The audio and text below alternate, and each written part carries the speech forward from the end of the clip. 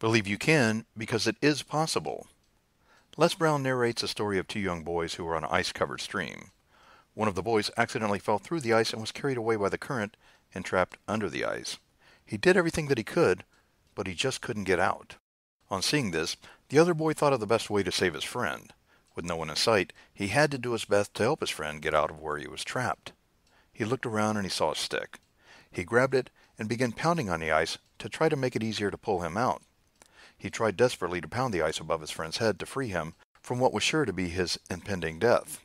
He managed to remove all the ice that was preventing him from getting his friend out. Just then, a woman who was passing by saw them and called 911, and a rescue team was dispatched to the location. This is when it got a little weird. One of the rescue people, after hearing the story about how the boy broke the big chunk of ice, doubted how the boy was able to go about breaking all that ice. He took the stick the boy had used and looked for a place where there was thick ice, like where the boy had pulled his friend out. He started pounding on it with all his strength, but he couldn't break it. Imagine, this 200-pound man could not break the ice with the same tool that the boy had used. Why? Maybe it was because the boy knew he could do it, and no one had told him that he could not. All he knew is that he had to break the ice and rescue his friend, and therefore he did it without any limitation in his mind. In another instance that happened in Lebanon, Oregon, a tractor overturned and lay on top of the man who was driving it.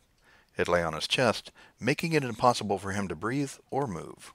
He had to cry out to get help, but he could barely make a sound because of the enormous weight that was on his chest. Any attempt to try harder to call for help made the tractor settle a little more on him. Fortunately, his 14 and 16-year-old daughters heard his cry. They ran to where their father was and found him in desperate need of help. However, no one was around to help them, and they had to think fast and be creative. They found no other solution than to use their hands, their backs, and their deep love they hold for their father. Believe it or not, the two young girls combined their efforts and lifted the 3,000 pounds of tractor off their dad's chest. They lifted the tractor high enough so that their dad could climb out from underneath the deadly weight. Together, they had saved their father. These two daughters didn't have time to look or wait for help, or time to come up with a creative solution. They just had to do it the crude way. They just had to lift it.